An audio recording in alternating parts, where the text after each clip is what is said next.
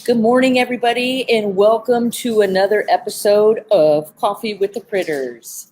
Hey, everybody. Oh, hi, Rico. Rico's like, Coffee with the Critters has started. Pink. Hey, everybody. Welcome. My hair has a mind of its own this morning, and that's just going to be how it is. Hey, Lydia. Hey, everybody. Welcome to another episode of Coffee with the Critters. This is where we have our live stream every Sunday morning at 9 a.m. Eastern. Right here on the Animal Behavior Center's Facebook page, as long as I'm not traveling or giving a function or something like that. I say that because we have a workshop happening here. And I don't know how many weeks that is, 3 weeks, October 13th and 14th. Very excited. We have something here. There's Rocky every year. And this year it's a almost sold out 2-day workshop with my given by myself and Dr. Deb Jones. So, hey, everybody. Welcome to another episode of Coffee with the Critters. I see Karen Pratt, our manager, is on. That's right. Judy. Hi, Tim. Hey, Shelly. Hey, Katie, Carrie, Tammy, Joe, Steve, Chris, Lydia, everybody else. Good morning. Welcome to another episode. Hey, Jen. I haven't seen you in a long time. So I'm sitting here with several co-hosts. You can hear one. That would be Rocky. Let's see. Rico, wow!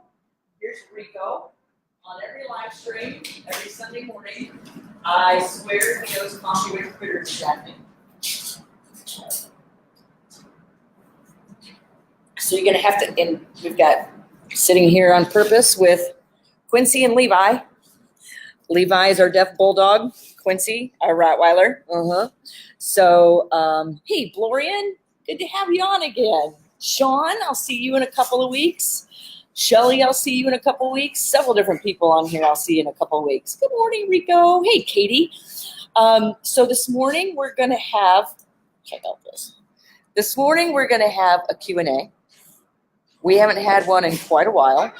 Hi. Next week we have an interview with Rescue Road Trips. If you guys, if you haven't looked up anything about them, pretty cool organization, and that are actually right here in Ohio. But they travel all across the United States, traveling to high kill shelters, adopting dogs out to people across the United States. So for those that are not aware, Rico, of who we are, how did I lose my agenda? My name is Laura Joseph, owner of the Animal Behavior Center. We are an international educational center where we teach people across the world about working with, living, loving, learning animals using, and we focus on applied behavior analysis and positive reinforcement. And we put that in everyday, understandable terms, and we do that through our live streaming services. Hey, Danica. Good morning, everybody. I was going to put up, seem to have lost my agenda button, which helps me share links. Guess who that was? But that's okay. If you want to find out more about what we do here at the Animal Behavior Center, you can go to our website, theanimalbehaviorcenter.com. Hi, that's Rico. Putting his eyes on the intermittent schedule reinforcement. And he's also training me, and I am just fine with that. So good morning, everybody. Yeah, we live stream every Sunday morning at 9. We've got a lot going on here. We're training lots of different, guess who that was? Training lots of different behaviors. So there's Sam starting to respond. Hey, Jennifer, I'll see you in a couple weeks too. Sam's starting to respond to my voice. Hi. So I might have to stand up and feed Sam. Sam is our blind parrot that we rescued 2.5 weeks ago. Yeah, so let me see. A couple different people are saying things, and I don't want to miss what you're saying. Hey, morning, Beth. Danica says You would laugh being in my house on any random day after watching you so much before I got my puppy. I now talk to her like you talk to the birds, and she gets so excited when I do. That's cool, Danica. And I haven't seen you in a while, so good to see you again. Hey, Jude. So bring your questions. We're going to get started with those here in a second.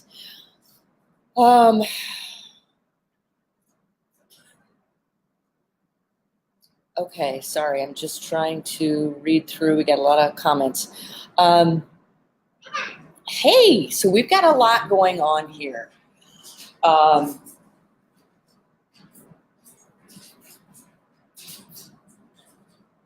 So here I try to show people how to use applied behavior analysis with a wide variety of animals, both domestic and exotic. I really love training exotic animals for several different reasons.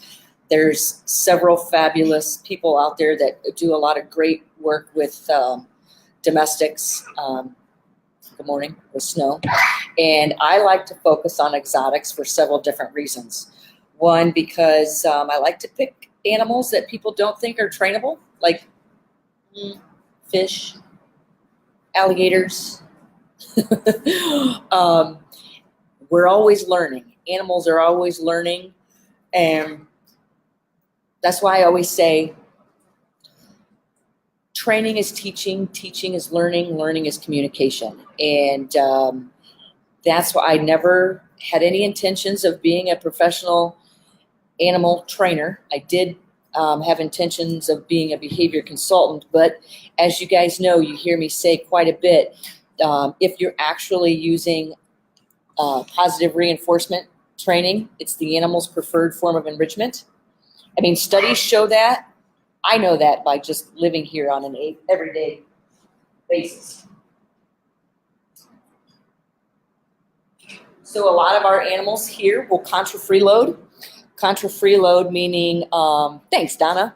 Contra freeloading meaning, and we have a webinar on contra freeloading that's pretty cool. It's when an animal chooses to work for food that requires more effort versus in passing up identical food, which you would call free food, where the animals prefer to work for it. That is why I train. I see a lot of animals preferring to work for their food. I also have another presentation I give that says work is not a four-letter word. Here, I mean, like the animals that tend to be a little more resilient and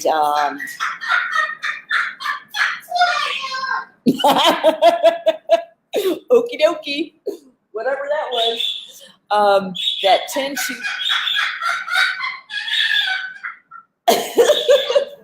what is so funny, Rock?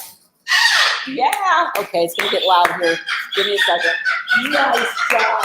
Yeah. Put your wings on. Go back. They're watching you on Coffee with the Critters. Go put your wings on. Yeah. Rico, nice job. Good job. Look at that. Look at that. So you saw in one of my posts earlier this week here on the Animal Behavior Center's Facebook page. Come up here, Rico. Very funny, Rock.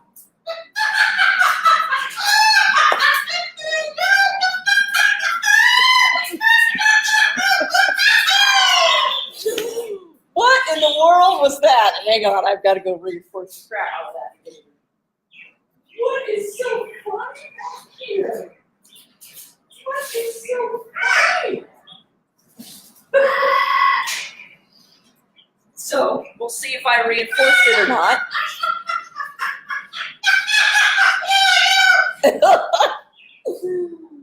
Oh, that is so funny. What is so funny? Are you giving me my laugh? Yeah. So,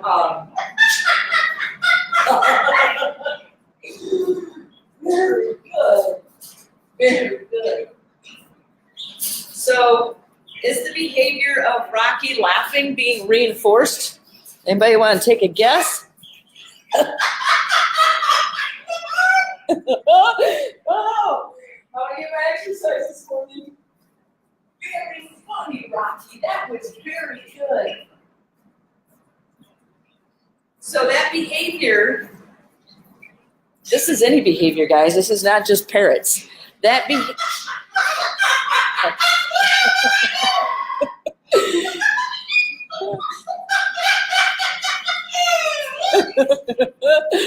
Happy Sunday. Oh, very good, Rock. Very good. You too, Pipsqueak.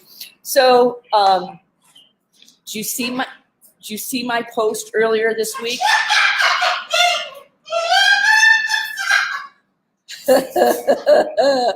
I'm not going to be able to get through this.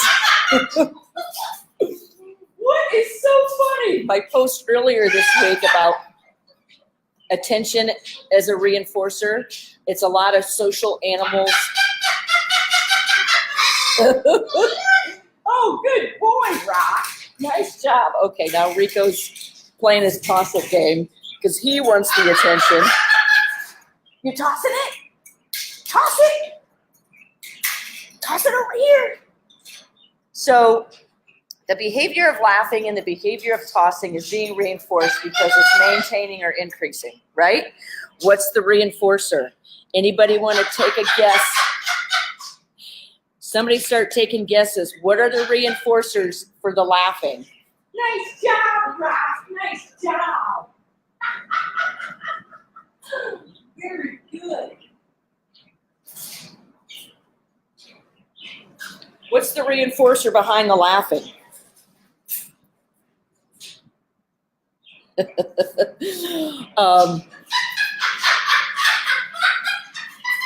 Yes, Katie, attention. Yep, Jeannie. Yes, Julie. We got several people who are on here. Beth, nice, agreed. Leanne, social interaction. Jennifer, attention. Somebody else snuck one in there.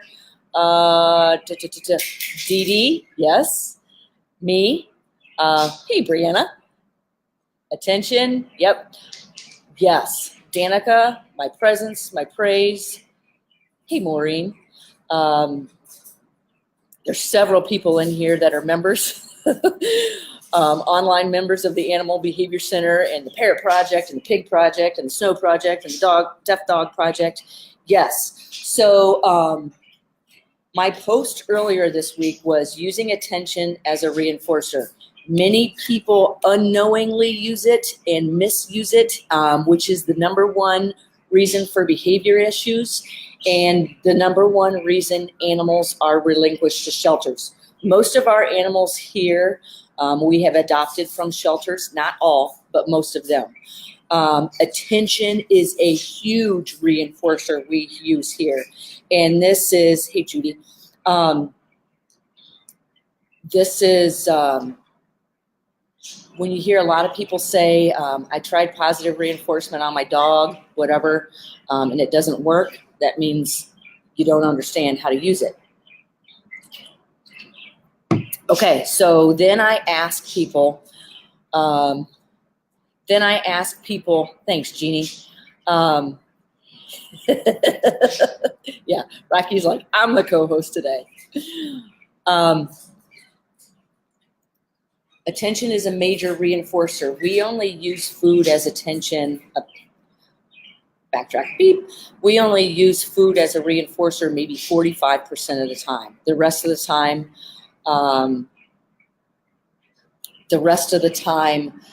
it's a lot of different things. So let's break that down even further. And this is why I tell people, be specific, be very specific. So we were running through the list of what are the reinforcers for Rocky laughing. I was hesitating, I really wanted to say his name. What are the reinforcers behind Rocky laughing? So break them down. My proximity. The proximity. So because a couple of different times, I mean, attention is definitely one, but break it down even further. I was giving attention right from here. When I stood up and walked back there, my proximity to him, the attention, me, my verbal interaction, me laughing, specific words I was saying. So how many, I just gave 5 different reinforcers.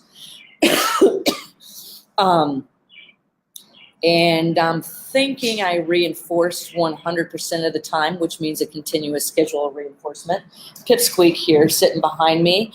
I'm reinforcing a high on an intermittent schedule of reinforcement, which means there's several different schedules of reinforcement, but one which means once in a while, okay? Right before the live stream started, Sam was vocalizing with me. He's snoozing. Sam is our 23-year-old blind parrot that we adopted 2.5 weeks ago that I'm going to have to feed and get out of the cage here in a minute. So if you guys don't mind, I'll take you with me while I'm doing it. I brought my 2 dogs out here with me today, Quincy and Levi. Levi is our deaf bulldog.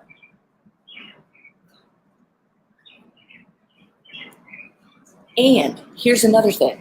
So every single time I was walking back there, that's the head of my Rottweiler just hit the bottom of the table. Every single time, I'm delivering a reinforcer right now. Levi just came up and sat next to me. So, right here, touch. Touch. Here. Quincy, you touch. Good. I'll deliver that reinforcer. Okay, now you want it. Now he touches. Turd bird. Easy killer. Oh, what is this? What is this behavior? Attention as a reinforcer. Easy. Easy. Easy. So there's some resource guarding going on right here. Okay. Levi and Quincy are both resource guarders. And did you hear that? Very good, Rocky. Laugh, vocalization, eye contact, boom. Wow, so many things happening. Yeah. Do I want to reinforce that? One thing I was going to say, so anyways, I was going to say Levi was resource guarding me, okay, from Quincy. What I was going to say is every single time I walked back and reinforced the behavior, for those of you listening to the last podcast, of Rocky laughing, what I saw was, getting ready to do another, think about doing another experiment, was the dogs followed me every single time. And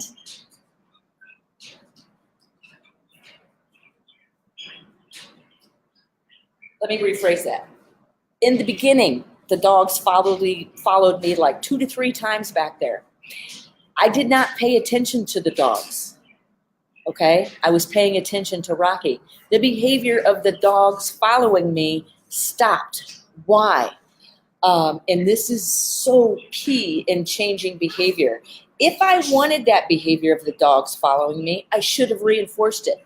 I did not reinforce it. The behavior of them following me was not reinforced, so they stopped following me, okay? Sometimes you get, if you want to reinforce that behavior, or if you want to see that behavior continue, reinforce it, all right? But so many times people fail to reinforce a desired behavior, so usually an undesired behavior will take its place. I'm coming. And usually that undesired behavior gets our attention, doesn't it? Yeah. So then we scold the animal, and then if attention is what they're looking for, we just reinforce the undesired behavior because the desired behavior didn't bring a positive reinforcer. And the animal is always the one that determines the reinforcer and the punisher or the aversive, never us. It is up to us to identify it and use them. Those are our tools that we put in our virtual treat bag. So let me show you another example. Hey, Bobby. Okay, let me see if I walk back there. If I can deliver, and I don't know what's going to happen. Let me just try it. Let's say I want 1 or 2 dogs back there with me. I will deliver attention in the form of, since one's deaf, I'll go like this for, yay, that's so exciting. Or I'll pet or do whatever.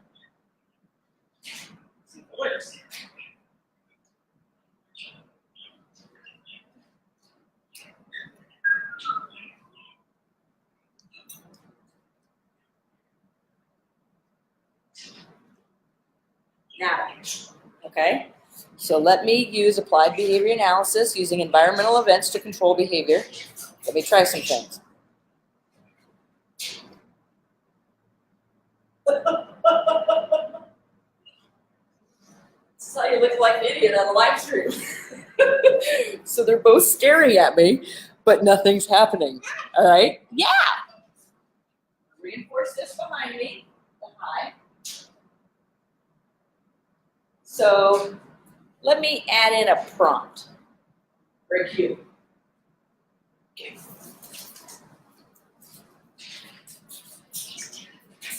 Next time, I'm bending over and petting. Okay. I'm coming back up front.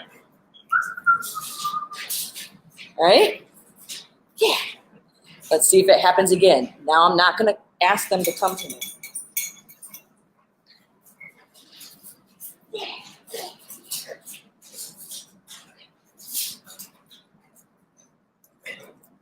Resource guarding starting to happen. Be careful, and it's in Levi. All right.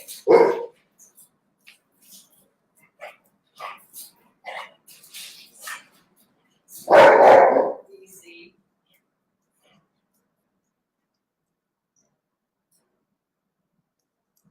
This is just play that I'm seeing. All right. Adding in my running as a prompt. Now I'm going to fade out my run, and I'm just going to walk back there.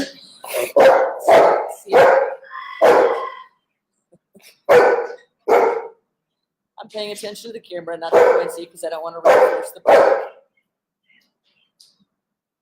So now I'm just going to walk.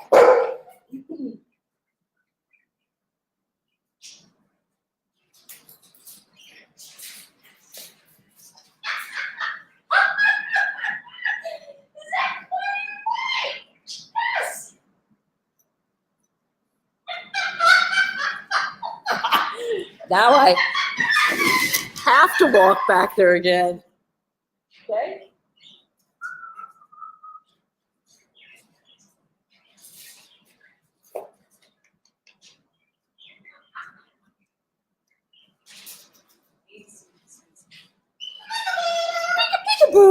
Okay, so you also saw me use a fade. All right, so there is peekaboo. What? Okay, so does that make sense? Yeah, Coco, hey, Glorian. Coco is following Quincy. Coco, it'd be easy for me to say Coco really loves Quincy. Hi. But what I'm going to say is Coco's behaviors change when Quincy is in close proximity. Coco will get down to the ground. Coco follows Quincy. Coco calls Quincy to the edge of the cage. Yeah. So here's another thing in identifying reinforcers. Hi, Rico. When Quincy, we try to keep Coco off the ground because it reinforces nesting behaviors. When you reinforce nesting behaviors, it also reinforces a lot of behaviors labeled as aggressive come along with that. So there's many things we do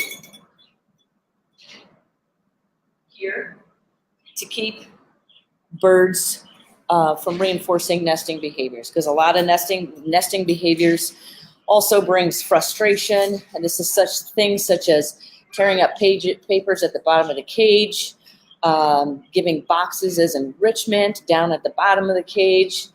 I know I've thrown a lot of information out there without a lot of details, but those behaviors can also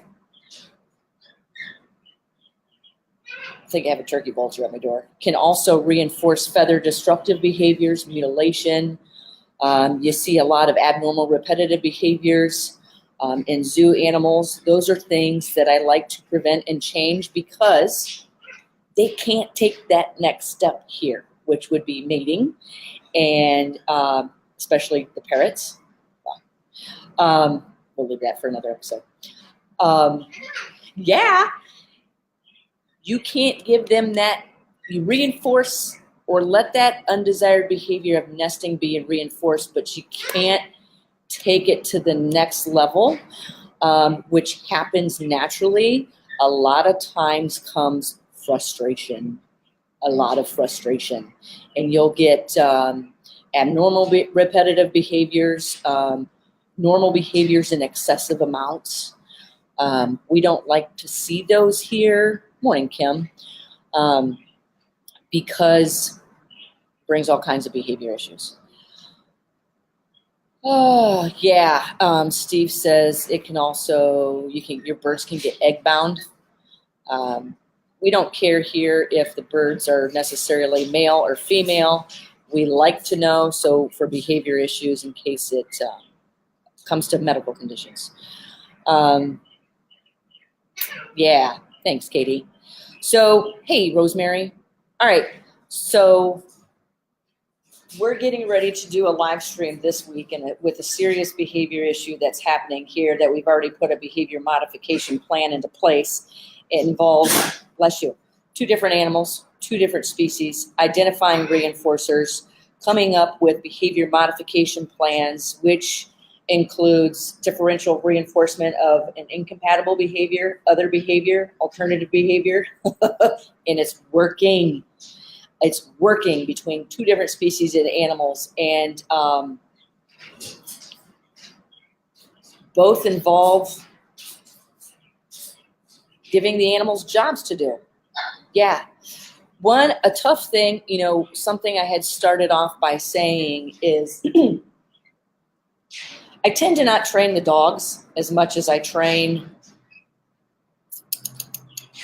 I'd say, the parrots, because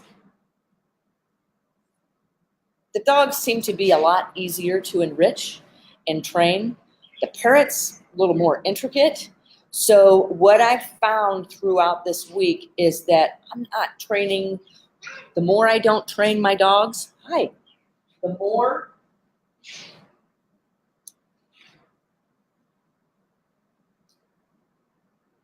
I see behavior issues starting to arise, such as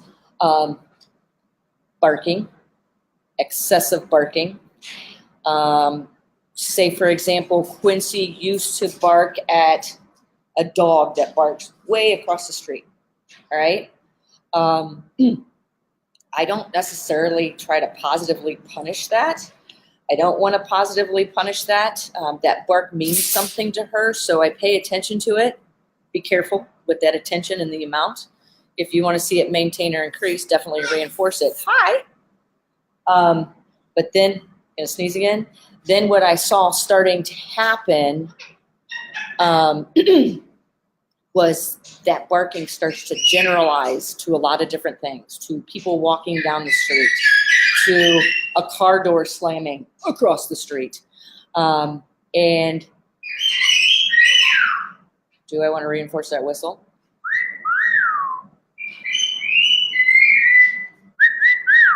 The more I don't train, actively train, incorporate enrichment,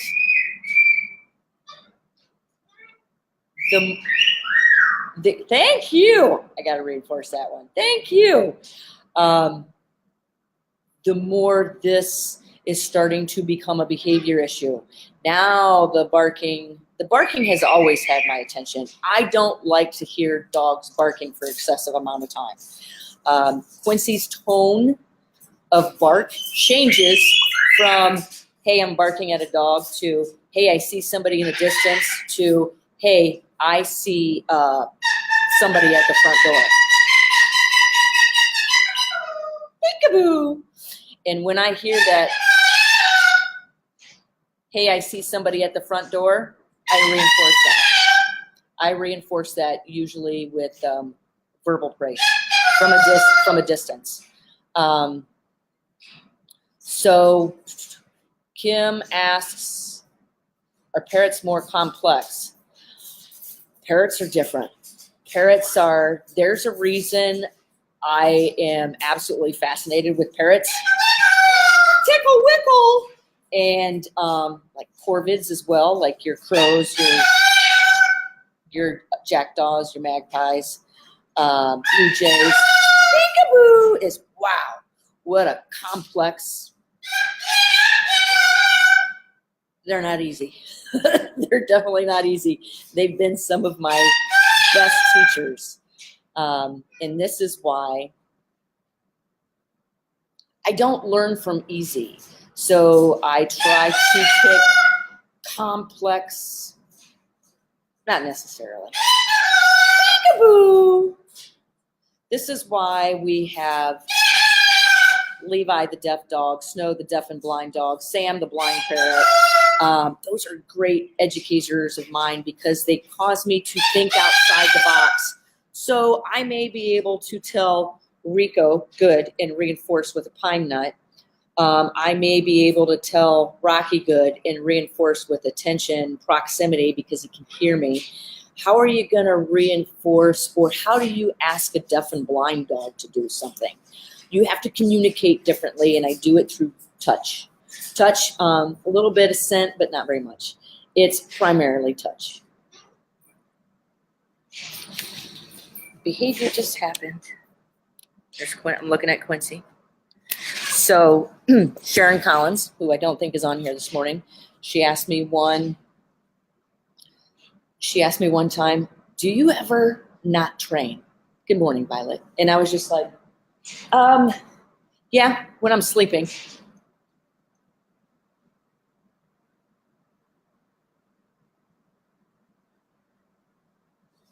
Speaking of sleeping, I had a dream last night that Willie, the turkey vulture, was in my house, and I was just like, oh, I didn't know you'd be a good fit for in here. And she was sitting on the back of my kitchen table. So maybe no, I'm never not training. So am I ever not training? No. Like, I'm sitting here looking at your comments, hey, Deb, good to see you on here.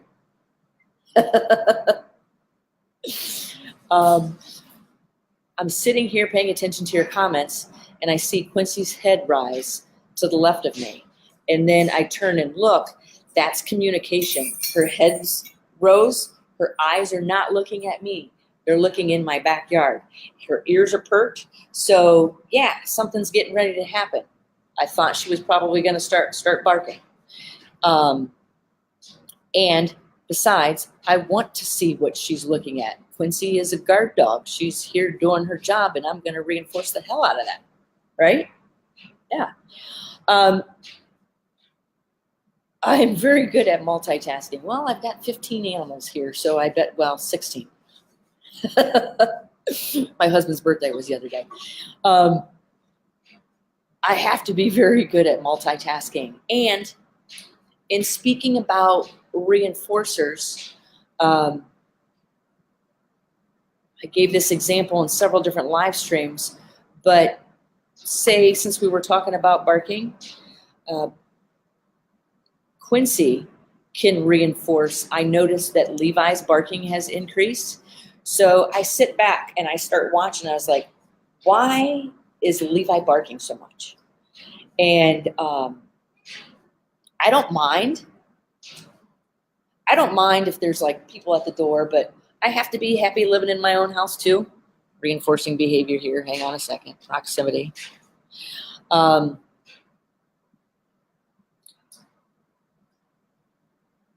So I'm paying attention to why Levi is barking so much. So I just sat in the background and I watched, and Levi would run to the front door and bark. And every time he ran to the front door, he's our deaf dog, and barked, Quincy would follow. So the behavior of Levi barking was being reinforced with attention, not from me, from Quincy. And so Levi can't hear. Quincy can. What? So I was like, behavior modification plan. All right. Put a behavior modification plan in place. When Levi would bark, he couldn't hear me, but Quincy can. I would call Quincy to me. And when she would come to me, I would ask her to sit and I'd reinforce with a treat. I saw the behavior, the future rate of behavior of Levi barking starting to seriously decrease because I removed the reinforcer. I didn't have to tell Levi no. I didn't have to use any type of positive punisher and aversive, which positive punishers are aversives. All I did was remove the reinforcer. So then pretty soon, Levi would bark, and I didn't have to call Quincy to me. Quincy would just come to me. And then what I would see is Levi would come back, peek his head around the corner, and look for where his reinforcer was. The behavior decreased because the reinforcer was no longer delivered. Yeah. So positive reinforcement training is so much more than positive reinforcement. I guess I should say applied behavior analysis is so much more than positive reinforcement, than just positive reinforcement. If you find yourself a trainer or a behavior consultant that says they use nothing but 100% positive reinforcement, that just a small red flag should go up, because that is not possible. Okay, anybody have a question?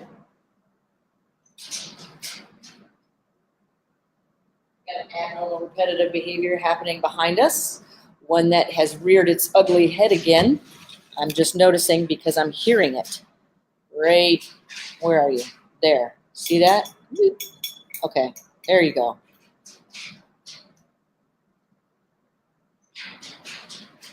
Oh, that's one I haven't seen in a long time. Coco's been here 2 years, but what he does, he goes to the top of his cage, tilts his head back, hits 3 rungs, boom, boom, boom, with his beak. Can you hear that?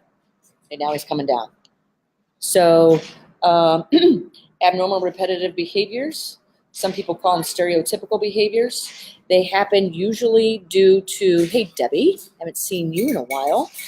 They happen usually due to not being able to get to something. They also start to happen out of lack of an enriched environment. It goes even deeper than that. Lack of appropriate enrichment.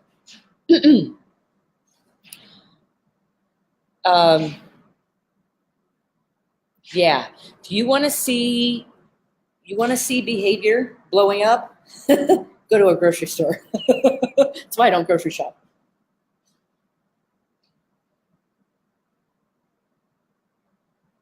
And I also say, the more you understand, boredom, Katie, the more you understand behavior,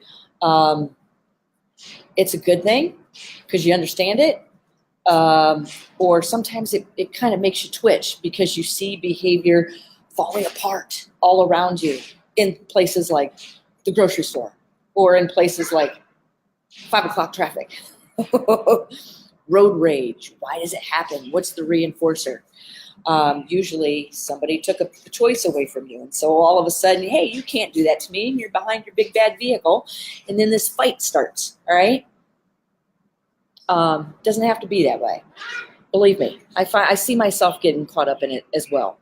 I'm going to have to train Sam here for a second and get him out of the cage, but I will after I reinforce Rico's behavior, saying hi and answer Tim's question.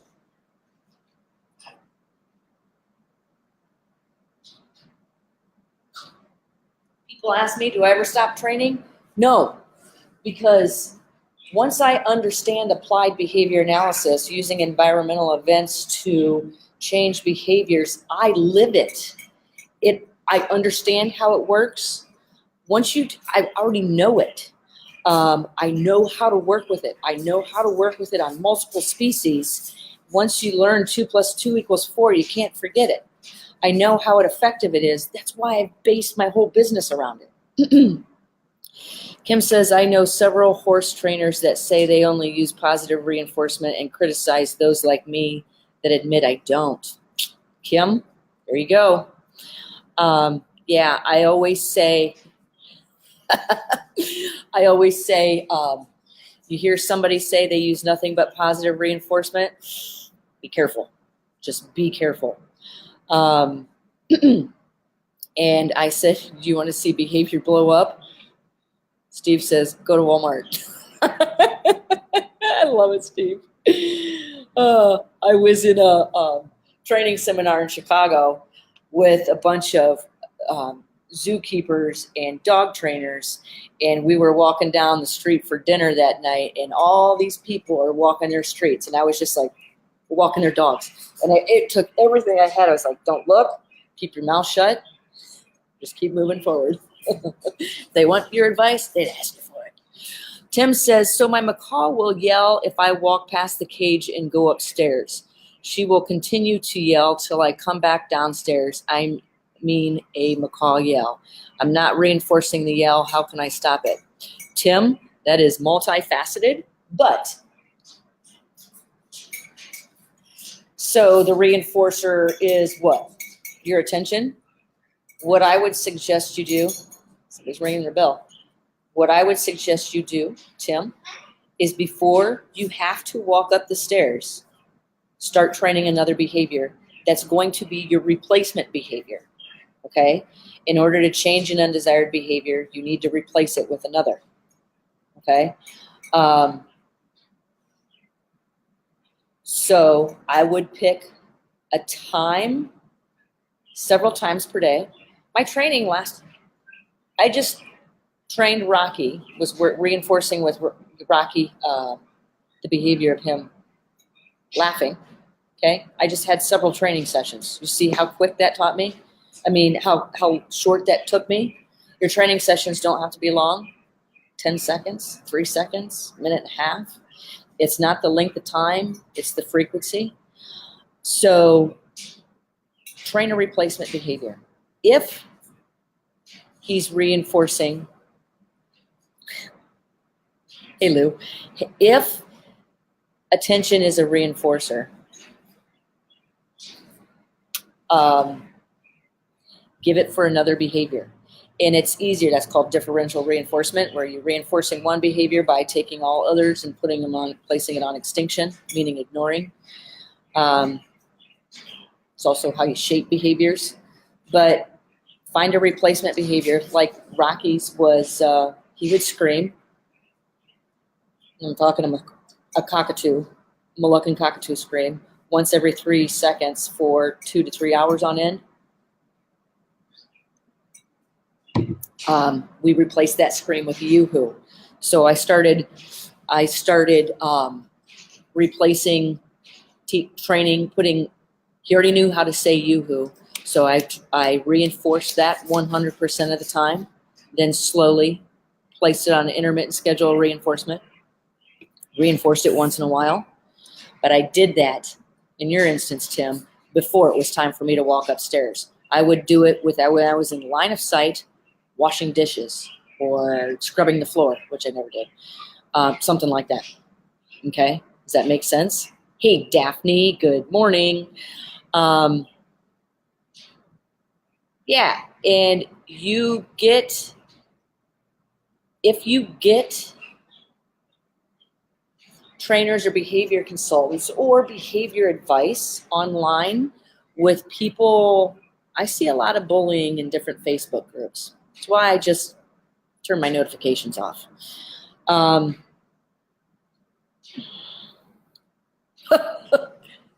Thanks, Tim. Define intelligent. Okay, so if they want people coming in their Facebook groups to get advice, but then yet they positively punish people for interacting because they say, you can't do that, you should know better. Didn't I give this example? I can't remember where I gave this example about, might have been in one of our podcasts. For those of you that are members, we just had a podcast released 2 days ago on understanding negative reinforcement, and it is in detail, and it is actually pretty funny. I gave an example somewhere, I can't remember, but it was something that actually happened here.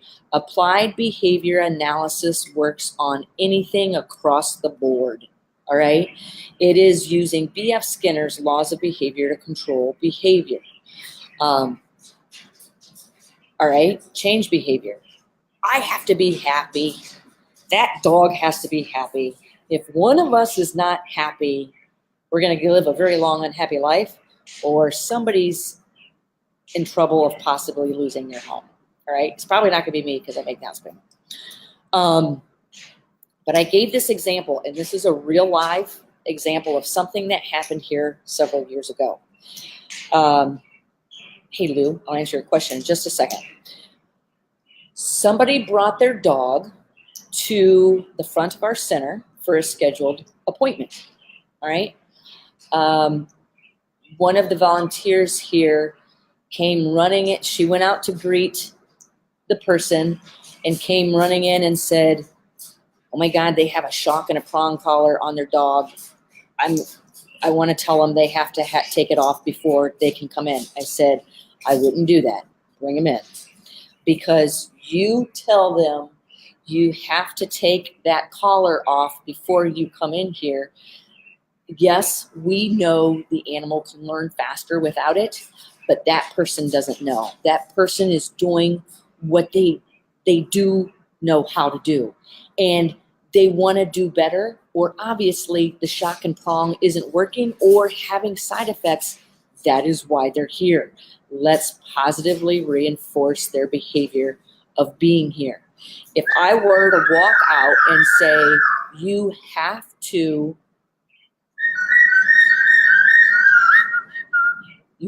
take that collar off, already that wall is going to start going up on that person. I've just offended them. What I've done, hey Mary, is I've just told them, whatever you're doing is wrong and it is not allowed here.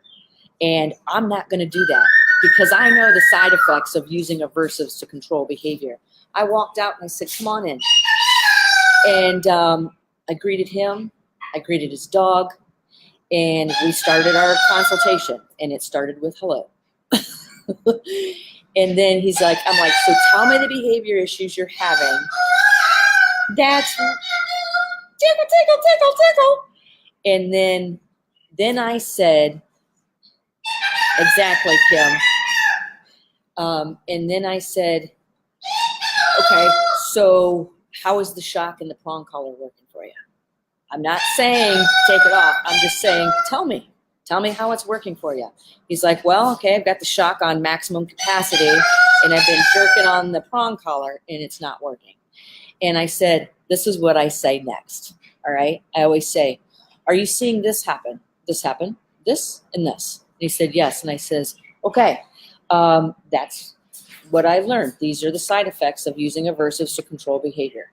And he's like, oh my God, that's exactly what I'm seeing. And I said, let's try this. Leave this stuff on. Let's just try to do some target training and let's start to do some different things where we reinforce the dog's behavior for what we want it to do. And watch how many times I say no or or stop it. Watch how many times. And I didn't say that. But then all of a sudden this dog is just doing everything I'm asking it to do. And then I start changing my reinforcers, dropping the treats, using the attention, using the pace at which I move. That is the key education point to the people.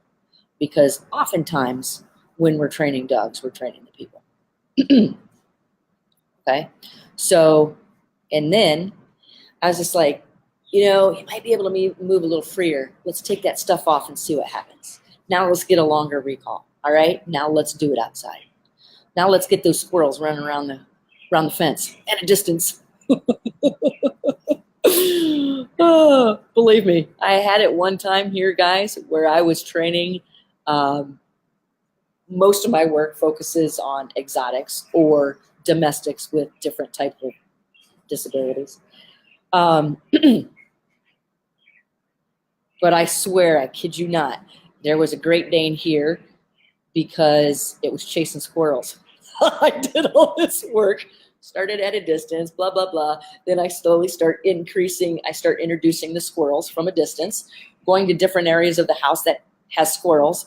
We are walking underneath a pine tree, and a squirrel literally drops out of the tree and lands right in front of me. And I was like, you have got to be kidding me. I have never seen a squirrel fall out of a tree. And there you go. And there was my intermittent schedule reinforcement. That's right, Rocky. Okay, I am going to back up and answer Lou's question. Hang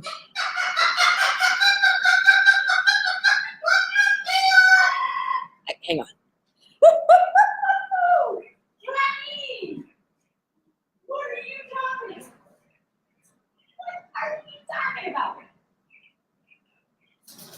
Whew, that's a behavior I don't want to see. That right there, see that behavior of Rico? There's Rico.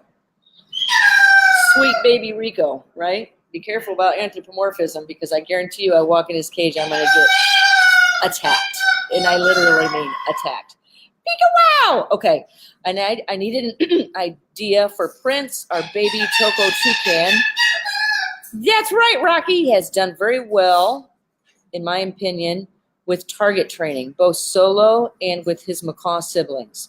Recall and foraging on his own. And I will continue the training on those. Any idea what can be a next activity that can train him to take target training to the next level? Sure. Yeah. Yeah. And I'm actually getting ready to show a picture of it. Well, let me just do it.